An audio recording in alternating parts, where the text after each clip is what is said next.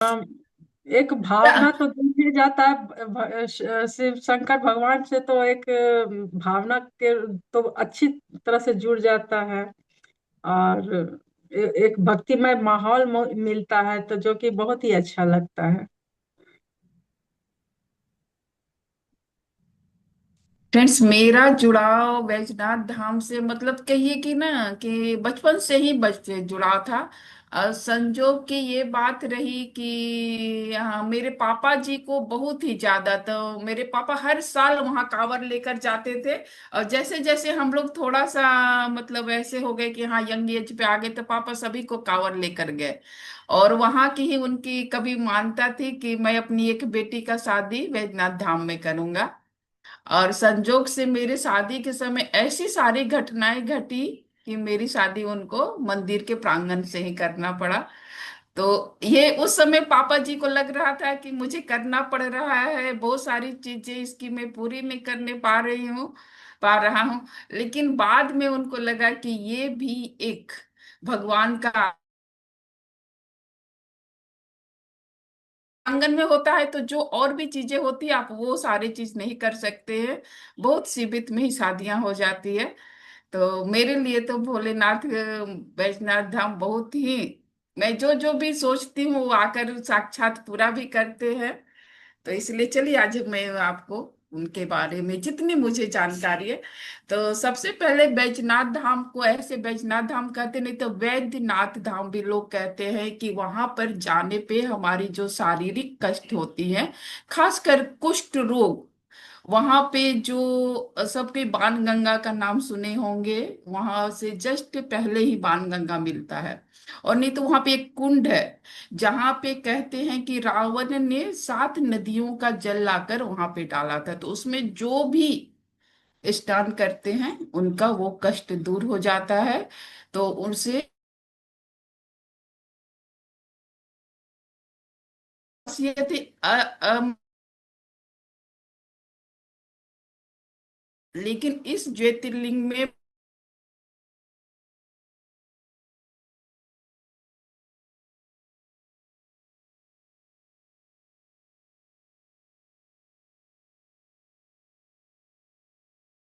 शंकर भगवान माता को लेकर वो पूरे विश्व में अपना वो कर रहे थे, तो विष्णु भगवान ने चक्र से उनके 52 भाग में काट दिया था, तो उनका हृदय जो है वहां पे गिरा था।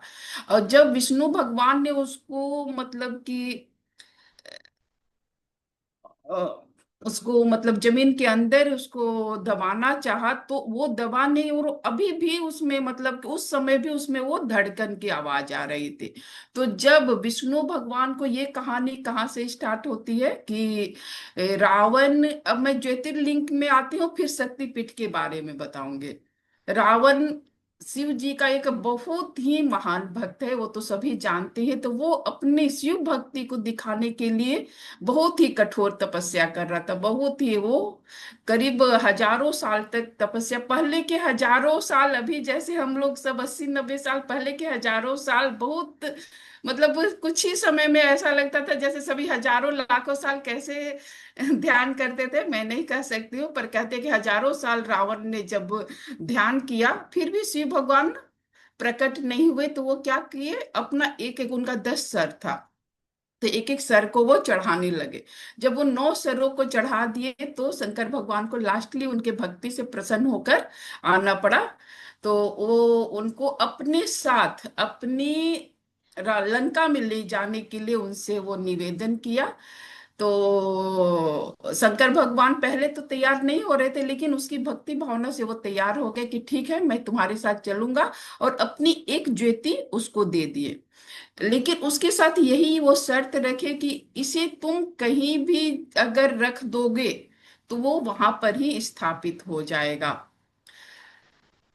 तो रावण तो इतना महान था, वो सोचा ये मेरे लिए कोई बड़ी बात नहीं है, वो उसको ज्योति को लेकर चल दिया।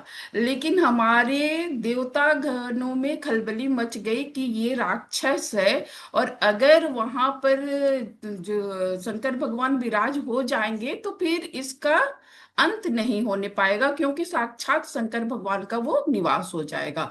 तो सभी ने प्लान बनाकर रुद्र भगवान को कहा, तो वो उनको मतलब ऐसा कर दिए कि उससे वो लघु शंका लग गई। अब उसे इतनी जोर से लघु शंका लग गई, रावण को मतलब वो विचलित हो गया, और उसे वो रखना ही मतलब उसे रखने की बहुत जरूरत हो गई। तो तब तक विष्णु भगवान एक ग्वाले के रूप में उधर ही विचरण करने लगे, जानबूझकर वो विचरण कर रहे थे। तो रावण को जब वो ग्वाल बाल दिखे तो वो उसको वो ज्योति दिए कि तुम इसको नीचे नहीं रखना, मैं तुरंत लघु शंका करके वापस आता हूँ। विष्णु भगवान ने उनसे ले लिया। लेकिन मतलब वो 5 मिनट वेट किए, 10 मिनट वेट किए, लेकिन रुद्र भगवान उनके पेट में ऐसे समाये हुए थे कि काफी समय लग गया। तो फिर विष्णु भगवान उसे वहां स्थापित नहीं किए जहां उनको वो ज्योति मिला, वहां न स्थापित करके, चूंकि वो विष्णु भगवान थे, उनको पता था वो जहां माता के हृदय को, विष्णु भगवान ने वहां जहां माता के हृदय को स्थापित किया था, वहां पर ही लाकर उस ज्योतिर्लिंग को स्थापित कर दिया।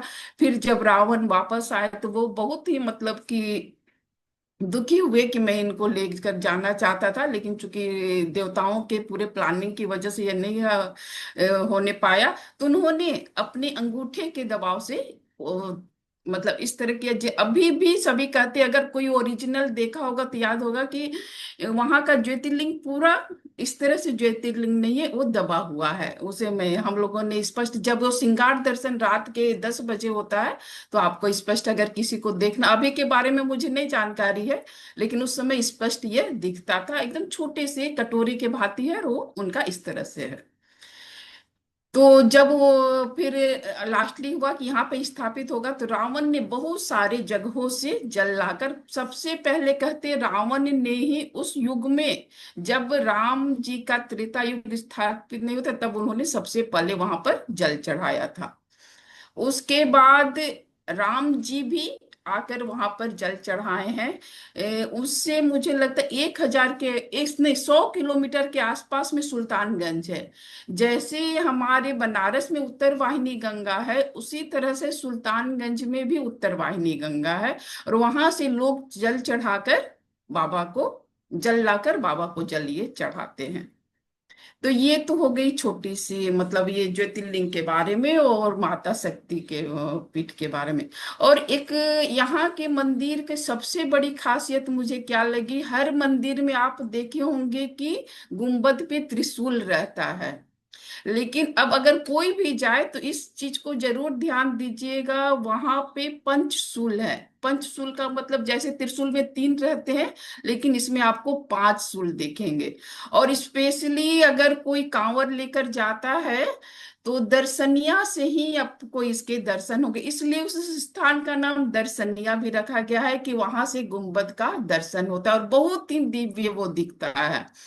माता का ये करीब करीब 1.25 मन सोने का बना हुआ है। और कहते हैं कि हर शिवरात्रि के एक दिन पहले इसको उतारा जाता है, पूरे विधिवत मतलब इसकी पूजा भी। मेरे पापा हर शिवरात्रि को भी जाते थे, वो पूजा देखने के लिए स्पेशली जाते थे, त्रिशूल की पूजा देखने के लिए। वो भी बहुत ही दिव्य तरीके से होती है। उस दिन शिवरात्रि वाले दिन त्रिशूल की पूजा होती है, बाबा का पूरा अभिषेक होता है पूरा उनका, और फिर दूसरे दिन फिर से उसको गुंबद पे लगाया जाता है। इसी तरह का पंचशूल चांदी का, 1.25 मन चांदी का माता के गुंबद के ऊपर भी है। तो जब भी अब कभी जाएं आप लोग इसको देखिएगा। और वहां पे ये विशेषता है, अभी तक आप किसी मंदिर में ऐसा नहीं देखे होंगे जहां माता के मंदिर को बाबा के भोलेनाथ से जो अपना रक्षा सूत्र होता है, सभी कपल जाकर उसे मतलब डोरी बांधते हैं कि ऐसा करने से हम लोगों का जो वैवाहिक जीवन है वो बहुत ही सुखद रहेगा। तो ये भी मुझे वहां का बिल्कुल ही अलग रहा, सब कोई वहां पे डोरी बांधते हैं। और एक मुझे वहां का जो जानकारी है, वहां जो नाग कुंड कहेंगे जिसे बाबा को चढ़ाया जाता है, ये कहीं इधर उधर से नहीं बनाकर इसे बंदी गृह के लोग बनाते हैं।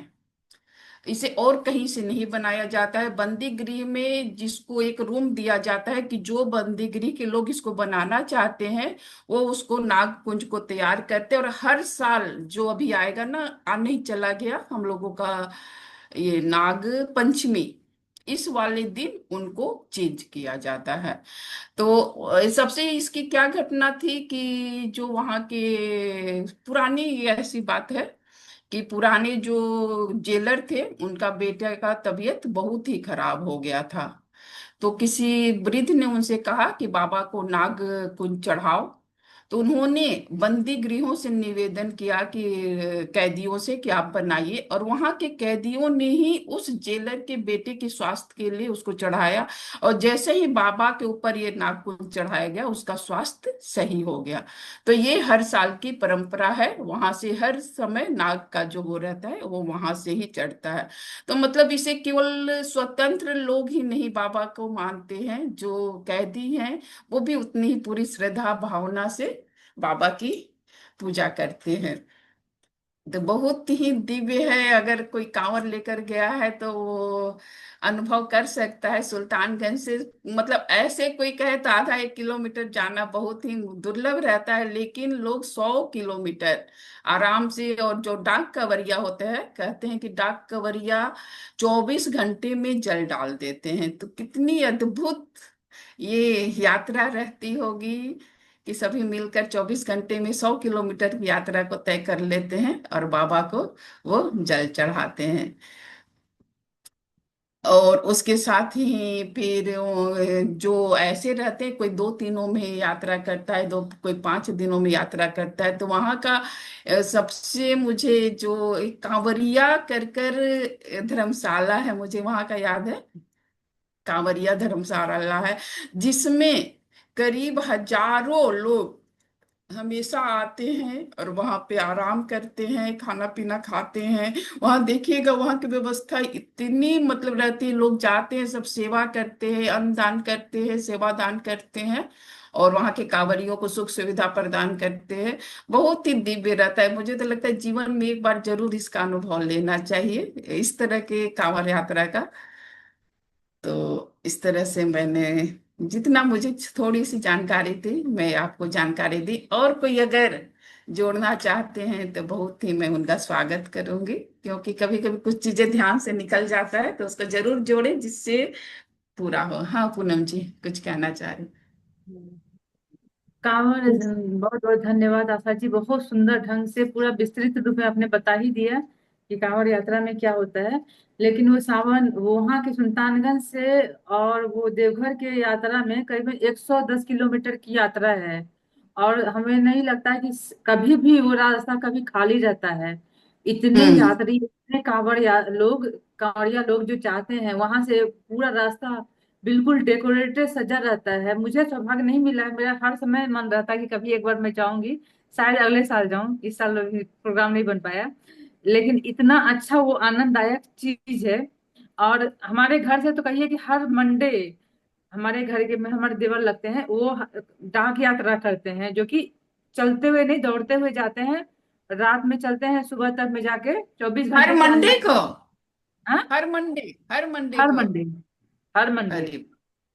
हर मंडे को 24 घंटे के अंदर वो 110 किलोमीटर चल के वहां जल चढ़ा के आते हैं। बोलते हैं कि मुझे चैन नहीं मिलता, वो हर साल की आदत है उनकी।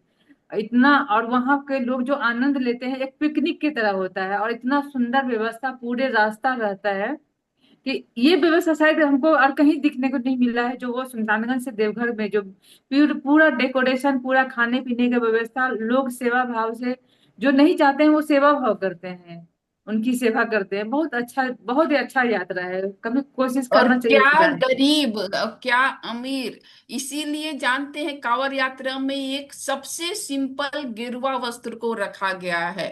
कि कोई ऐसा न सोचे कि मैं बहुत धनवान हूं और मैं बहुत गरीब हूं। वो एकदम सिंपल कॉटन वाला, खादी वाला, सब गेरुआ वस्त्र पहनते हैं, और सब उस समय आपको राजा रंग सभी एक जैसे दिखेंगे, और सबकी बस एक ही रहेगी कि मुझे बाबा का दर्शन करना है और उन्हें जल चढ़ाना है। तो ये भी मुझे एकता की भावना बहुत ही दिव्य है। इस तरह की एकता आपको और बहुत कम जगहों पे दिखती है, लेकिन हम ये हमारे सनातन धर्म में है कि जहां भी इस तरह का है सभी एक भाव में रहते हैं। तो ये भी मुझे बहुत ही अच्छा लगता है, वहां की एकता की भावना। जी। और कोई कुछ इसको जोड़ना चाहेंगे?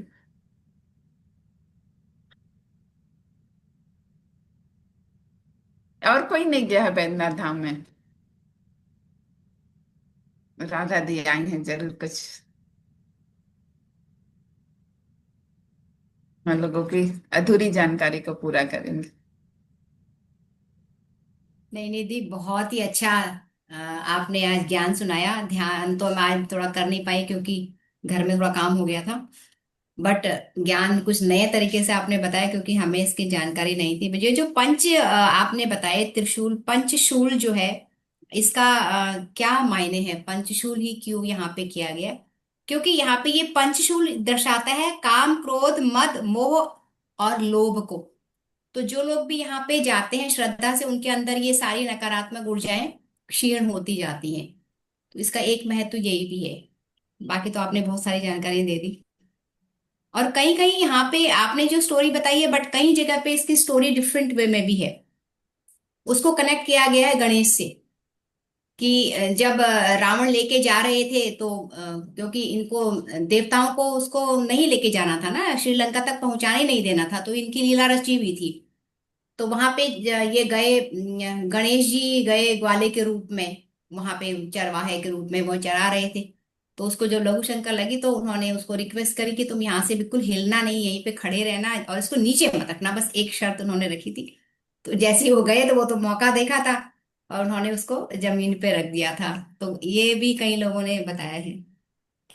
बहुत बहुत अच्छा, बहुत अच्छा आपने बताया, नई नई जानकारियां ये है। तो और जो मतलब गेरुआ रंग आपने बताया, गेरुआ रंग ही क्यों होता है? क्योंकि गेरुआ रंग हमेशा शक्ति का प्रतीक होता है ना। तो इसलिए गेरुआ रंग धारण किया जाता है। जनरली जो जितने सन्यासी हैं वो हैं, ये तो पवित्रता एंड शक्ति का प्रतीक।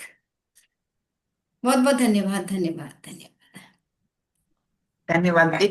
और कहते हैं कि पहले जहाँ पे बैद्यनाथ धाम का स्थापित किया, पहले वो शमशान जगह था, वहां पे शमशान मतलब शव का दाह किया जाता था।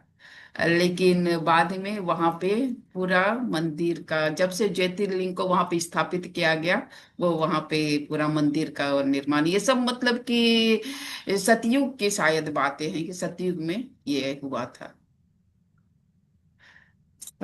जी। और कोई, अगर कोई भी अपने सावन की बात बता सकते हैं, अभी इतने दिनों में किसी ने कुछ भी हीलिंग की या किसी तरह का भी कुछ चर्चा की? पूनम जी कुछ अरे यार, बताएं। रीना दीदी ने बहुत अच्छा ध्यान कराया। बहुत ऊर्जा था, बहुत मजा आया ध्यान करके। उठने का तो मन ही नहीं हो रहा था दीदी के साथ ध्यान कर। बहुत एक अलग तरह का ध्यान करवाती है दीदी, आनंद की अनुभूति होने लगती है। और हम अपने ये बाबा की नगरी की बात करेंगे। जब वहां पे लोग दर्शन करके वापस आते हैं बैजनाथ धाम से, तो हमारे बाबा की नगरी बाबा विश्वनाथ के यहाँ पे भी लोग दर्शन करते हैं, गंगा जी में स्नान करते हैं। फिर यहाँ से जल उठा के बाबा विश्वनाथ जी को जल चढ़ाने के बाद फिर वो अपने घर को जाते हैं। और यहाँ पर भी बहुत भीड़ होती है, यहाँ पे भी लोग कांवड़ लेके आते हैं। और इस अब तो हमारे बनारस में रविवार को स्कूल खुलने लगे और सोमवार को बंद होने लगे, क्योंकि इतनी भीड़ होती है सोमवार के दिन कि पूरा रास्ता जैसे लगता है कि पैदल भी जाने की जगह नहीं। हम लोग तो नहीं निकल पाते कि पैदल भी नहीं जा पाएंगे, इतनी भीड़ हो जाती है चारों तरफ। हमारा तो घर खैर विश्वनाथ मंदिर से थोड़ी सी ही दूरी पे है। बच्चे भी नहीं निकलते कि मम्मी इस साइड में भी भीड़ है, उस साइड में भी।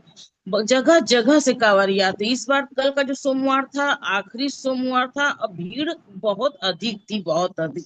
जिसको जो सेवा भाव, जिसको जो श्रद्धा, वो कांवरियों का सेवा करने के लिए लोग तत्पर खड़े रहे।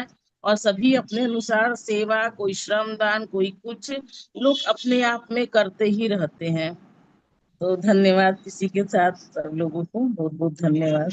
हमारा और बनारस सोचिए भी ना कि पीछे नहीं है। इस समय देखिए कितनी बारिश भी होती रहती, चाहे बारिश हो कुछ भी हो जाए, और इतनी गंगा जी का मस्ती। पानी इतना बढ़ गया है चारों तरफ। पता, यहाँ मंदिर है सब्जी मंडी के आगे में, वहां बृहस्पति भगवान के मंदिर तक पानी आ गया। गोदौलिया का पानी बढ़ते ही जा रहा है गंगा जी। इस साल बहुत अधिक पानी बढ़ गया है। लोग बोले रिकॉर्ड टूट जाएगा, गंगा जी में इतनी अधिक बढ़ोतरी हो रही है। बच्चों के स्कूल भी बंद हो गए हैं डीएम के आदेश के अनुसार। माँ गंगा स्वयं सबके घरों तक पहुंच रही हैं। कुछ लोग खुश हो रहे हैं, कुछ लोग नाराज भी हो जा रहे हैं। हाँ, जिन्हें मान लीजिए कि दिक्कत है, सही बात है, उनके लिए थोड़ी सी चूंकि चैलेंज आ जाते हैं, तो दैनिक जीवन वाले। बहुत बहुत धन्यवाद धन्यवाद। पूनम। और धन्यवाद। तो इनका बैजनाथ धाम भी नाम जो पड़ा था ना, जो भगवान जी, जो भी भगवान आए हैं, विष्णु जी, गणेश जी, जो भी बालक रूप में आए थे, उनका नाम बैजू नाम से आया था। पूछा, रावण ने बुलाकर पूछा तुम्हारा नाम क्या है, तो वो तब बताया मेरा नाम बैजू है। तो उनके नाम से ही उस भगवान जी का नाम बैजनाथ धाम पड़ा है। हाँ, तो वैष्णव धाम। जी, बिल्कुल सही। और वहां पे देखने लायक भी बहुत सारे जगह है, जहाँ पे मतलब वहां का एक है, जिसे लगल मतलब 1 लाख लखिया की कुछ करके मंदिर है।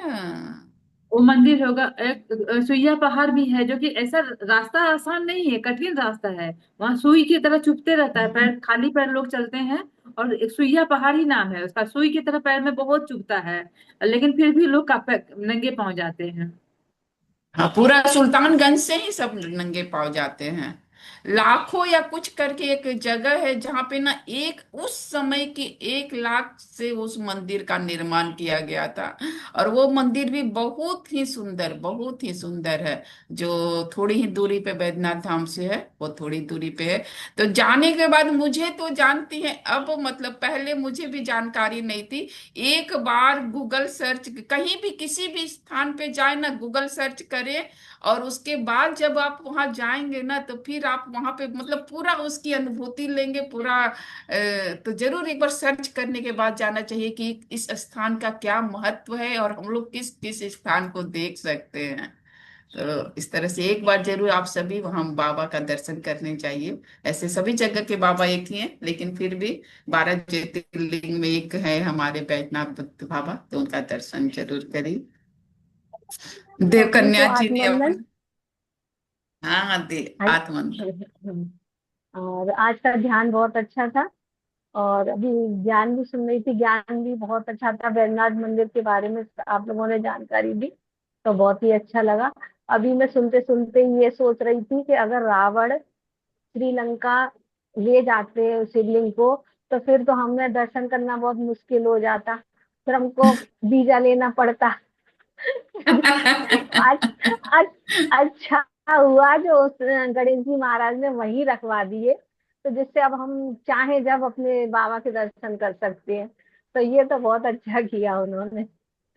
और मैं थोड़ा सा एक चीज में, मतलब ये गायत्री मंत्र होता है कि जो संसार में गायत्री मंत्र कैसे आया, इसके बारे में कुछ बताना चाह रही थी कि ये गायत्री मंत्र है जो अपने भारत में, दक्षिण भारत में, और इसका वो जो गायत्री जयंती मनाई जाती है, वो 9 अगस्त यानी कि सावन की पूर्णमासी को मनाई जाती है।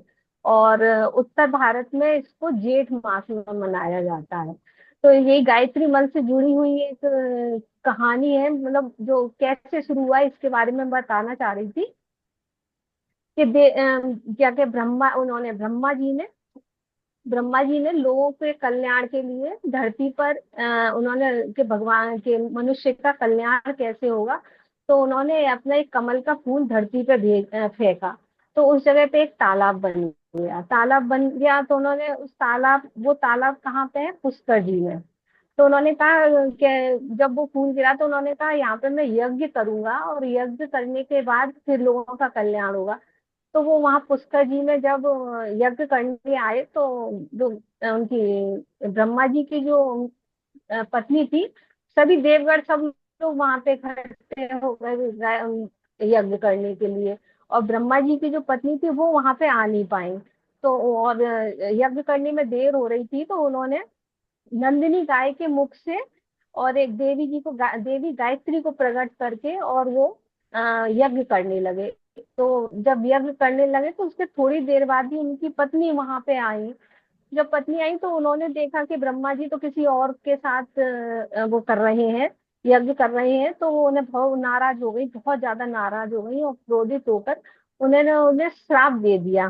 श्राप दे दिया तो फिर सब देवगण बोले कि ये तो आपने गलत किया, आपने ये श्राप क्यों दे दिया इनको।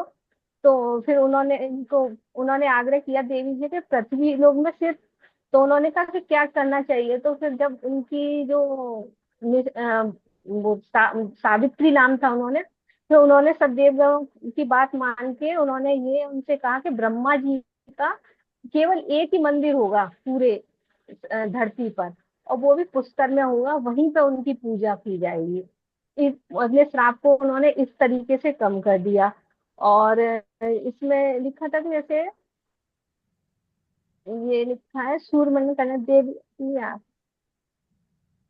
कि गायत्री सावित्री सरस्वती एक ही ब्रह्म शक्ति है, तीनों एक ही ब्रह्म शक्ति के का स्वरूप है। वेदों की जननी होने के कारण वेद माता भी कहा जाता है इनको। गायत्री मंत्र का उल्लेख ऋग्वेद के तीसरे अध्याय से किया गया है, तीसरे मंडल से किया है।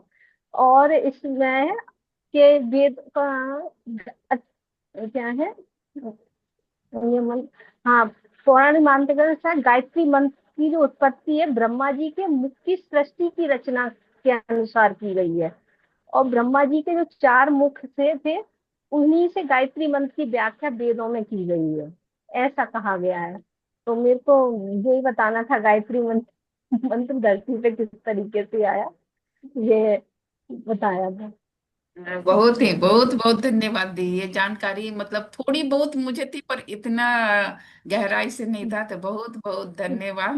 जी, जी, कभी को आज बैजनाथ धाम के साथ साथ हम लोगों ने गायत्री मंत्र के कैसे उसका अनुभव, उसके बारे में भी जानकारी मिली। बहुत ही धन्यवाद दी। Thank you. Thank you. Dev Kanya ji भी कुछ लगता है कहना चाह रहे हैं। जी दी, और कुछ कहना चाह रही हैं? हाँ। बहुत अच्छा ज्ञान दिया आपने। और वहाँ मेघनाथ का अच्छा किया दिया ज्ञान। और मैं बताती हूँ, केदारनाथ जी का बताते हैं कि कंठेश्वर महादेव हिमालय में बोले पहले वहाँ तपस्या करने लगे थे। तो तपस्या करने लगे तो गाय बोले गाय चिल्लाई तो उनकी तपस्या भंग हो गई। फिर वहां से वो केदारनाथ आ गए, भोलेनाथ जी। तो तभी वहाँ केदारनाथ में स्थापना हुई, ऐसे बोलते हैं। और बोले वो हाँ। इनके बेल के इनके रूप में थे वो। और भीम और ये पांडव सब आए थे वहाँ।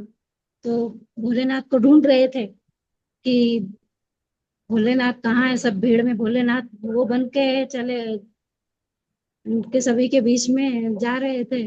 तभी भीम ने देख लिया कि ये भोलेनाथ ही है। जब उनकी पूंछ पकड़ी तो वो नीचे रह गए अंदर, और पूंछ निकल गई। तो बोलते वो वहाँ वहाँ नेपाल में पशुपतिनाथ जी, पशुपतिनाथ। हाँ पशुपतिनाथ जी को बोले दो ही के दर्शन करो तभी एक शिवलिंग का दर्शन होते हैं, ऐसे बोले थे। ज्योतिर्लिंग का। जी जी जी, हाँ बिल्कुल सही है मैम। ये इसमें मतलब ये है ना कि जब पांडव अपने सहोदर भाइयों का उन लोगों को हत्या कर लिए थे, तो उन लोग ना एक अंदर से इस भावना में थे कि मैं अपने भाइयों का ही हत्या किया हूं। तो उनको मन में बहुत ग्लानि हो रही थी। तो वो क्या किए कि भगवान की मतलब सोच रहे थे कि मैं शंकर भगवान से इस मतलब अपनी ये क्षमा याचना करूंगा। लेकिन शंकर भगवान भी उन लोगों के इस कार्य से बहुत दुखी थे। तो वो उनको नहीं दर्शन देना चाह रहे थे। तो पता लगाते हुए उन लोग केदारनाथ तक पहुंच गए, तो भगवान वही या तो भैंसे का रूप लिए या बैल का, किसी एक रूप में वो उन्हीं लोगों के साथ वो बाहर निकल रहे थे। तब तक युधिष्ठिर पहचान गए कि ये बाबा भोलेनाथ है। और जब शंकर भगवान को ऐसा लगा कि ये लोग पहचान गए, तो वो पृथ्वी में समाना चाह रहे थे। तो वही वो भीम ने उन्हें पूंछ पकड़ के खींचा, तो उनका आगे का भाग पशुपतिनाथ में है और पीछे का तो यही जो शिला है वो, उसे ही केदारनाथ भगवान के नाम से किया जाता है। लगाते हैं तो घी घी लगाते हैं उनको। पंडित अच्छा। बोलते हैं घी लगाना क्यों लगाते हैं पंडित जी, तो बोले वो उनको दर्द होता है तभी लगाते हैं घी। गई ऐसा है मैम बोलते। आप केदारनाथ? हाँ वाह, बहुत ही बहुत सुंदर। इसमें एक पॉइंट ऐड करूंगी आशा दी। हाँ दी। बहुत अच्छा सबने बताया है आज। सबसे पहले तो शारदा जी को बहुत बहुत क्लैपिंग। ऐसे ज्ञान देते रहे और ढूंढ ढूंढ के लाइए, है ना। देव और कन्या जी को भी। देव कन्या दी तो बिल्कुल खुलने लगी है, तो बहुत अच्छा लगता है। तो कहीं से भी कुछ भी ज्ञान मिले शेयर करना चाहिए। यहाँ पे जो बताया ना बहुत सही है कि जितने वो जा रहे थे जंतु पूरे उसमें चरने के लिए, तो ये जो भीम है ना, इसको डाउट हुआ कि बोला यही है, तो इसने क्या किया, अपना रूप बहुत बड़ा आकार बना दिया और आकार करके दोनों पाँव खोल दिए कि उसके पाँव के नीचे से सारे अपने जंतु निकल जाएंगे। सब तो निकल गए, एक नहीं निकला। वो समझ गया कि यही शिव है तब पकड़ा पूंछ। हम्म। ये था। धन्यवाद मैम। धन्यवाद सभी को, बहुत बहुत धन्यवाद। Thank you. तो फ्रेंड्स, अगर कोई और शेयर करना चाहेगा तो हम लोग रुकेंगे, नहीं तो हम लोगों का समय हो चुका है। कल फिर से कोई अगर शेयर करना चाहते हैं तो जरूर बोलें। आंटी, आप कुछ शेयर करना चाहती हैं क्या? लीलावती आंटी, आपका ये म्यूट अनम्यूट है।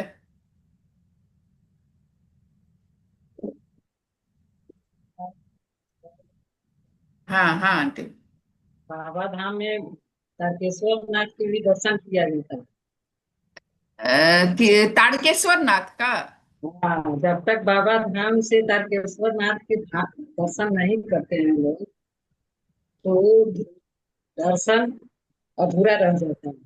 हाँ हाँ, तो एक तो बैद्यनाथ धाम है और एक एक तारकेश्वर धाम है। तारकेश्वर नाथ। जी जी जी, हाँ, दोनों जगह ही जल चढ़ाया जाता है, इसीलिए दोनों दो जगह लुटिया में सब कोई तो, जल लेकर हाँ, दो जाता है। लोग हाँ, जल दो लेते हैं। लुटिया में लेके जाते हैं। एक बैजनाथ धाम को चढ़ाते हैं और और एक वहां पे। तारकेश्वर जी जी जी जैसे बिल्कुल। जैसे वैष्णो माता का है कि वैष्णो माता के आप दर्शन करिए, अकाल भैरव का नहीं करेंगी तो काल आपको भैरव का नहीं करिए। जी जी जी बिल्कुल बिल्कुल इसी सही तरह कहें का थे। है। आसुरिया पहाड़ से लोग लेकर इसीलिए सुल्तानगंज से दो जल लाते हैं। जी आप जी लोग बिल्कुल। ध्यान सुन के बहुत अच्छा लगा। देखिए, थोड़ी सी जो कमी थी वो आंटी पूरा कर दे। धन्यवाद। धन्यवाद। ऐसे तो ऐसा ज्ञान कहा देते रहिए। ऐसा कहा जाता है कि जो 12 ज्योतिर्लिंग के जब हम दर्शन कर लेते हैं, उसके बाद यहाँ हमारे आगरा के पास एक बटेश्वर है, जो अटल बिहारी वाजपेयी जी का गांव है। तो वो बटेश्वर में भी शिवलिंग है। तो कहते हैं उन सब का, उन 12 ज्योतिर्लिंग के दर्शन करने के बाद बटेश्वर भी जरूर जाना चाहिए, जो यही हमारे आगरा के पास ही है। बारह अ, ज्योतिर्लिंग तो बनारस में है। जी। काशी में 12 ज्योतिर्लिंग। हाँ, काशी अच्छा। में 12 ज्योतिर्लिंग का स्थापना हुआ है, सही कह रही है। फिर जानती हैं मैम, हम लोग जब अभी महाकालेश्वर उज्जैन गए थे, वहां हाँ पर हाँ भी ओंकारेश्वर मंदिर था, वैजनाथ मंदिर है, काशी विश्वनाथ मंदिर है, सभी मतलब ज्योतिर्लिंग का वहां भी मैं मंदिर देखी। अब इसके हाँ। पीछे की क्या कहानी है मुझे नहीं बहुत रहता अभी। है तो वही लोग ऐसे ही अपना ज्योतिर्लिंग रखते हैं। बाबा बटे विश्वनाथ भी 12 ज्योतिर्लिंग रखे हैं। कि कहीं बटेश्वर भी जो में भी है छोटे छोटे से वो बहुत बना सारे काशी भी शिवलिंग कर रखे हुए। सकते जी जी हो सकता है। अभी हैं। हाँ मुझे हाँ, बहुत बहुत पहले देखिए, धन्यवाद। जब ये सावन का सत्र स्टार्ट हो रहा था तो लग रहा था कि मतलब क्या जानकारियां मिल सकती है, लेकिन इसी जानकारी को लेने में इतने सारे ज्ञान और इतनी सारी जानकारियां मिलती चली जा रही है। तो मुझे लगता है ये सब संयोग होता है, जब आपको ज्ञान मिलना रहेगा तो कुछ ना कुछ ऐसा माध्यम आपको होगा कि आप खुद उस तरफ चले जाएंगे। तो ये सब भी जी। सही बताइए। तो देखिए सभी चलिए। के माध्यम से ये मतलब कि ध्यान में कहते हैं कि ये भगवान को नहीं, लेकिन हम लोगों को सावन आया तो ऐसा लगा नहीं कि सावन में भगवान शंकर जी की कुछ चर्चा होनी चाहिए। और हम लोगों ने इसको, तो इसी बहाने हम लोगों को बहुत सारी जानकारियां मिल रही हैं अपने पुराण हाँ में। सही। तो सावन का धन्यवाद तो सब। चलिए। हाँ, धन्यवाद सभी को शेयर करने के लिए, जुड़े रहने के लिए। कल फिर मिलेंगे एक नए ध्यान और ज्ञान के साथ। धन्यवाद सभी का, बहुत बहुत धन्यवाद। Thank you, thank you. आज 9:30 से 10:30 भी जुड़कर आप लोग ध्यान कीजिए। रंजन सर करवा रहे हैं, और मुझे लगता है हृदय के ऊपर कुछ आज उनका है, तो जरूर आप लोग करिए, और उससे भी बहुत फायदे होंगे। 9:30 बजे तो सबके फ्री हो ही जाते, इसी लिंक पर है जो इसके ऊपर दिया है, उसी में है, तो सबके जरूर जुड़िए। धन्यवाद, थैंक यू, थैंक यू।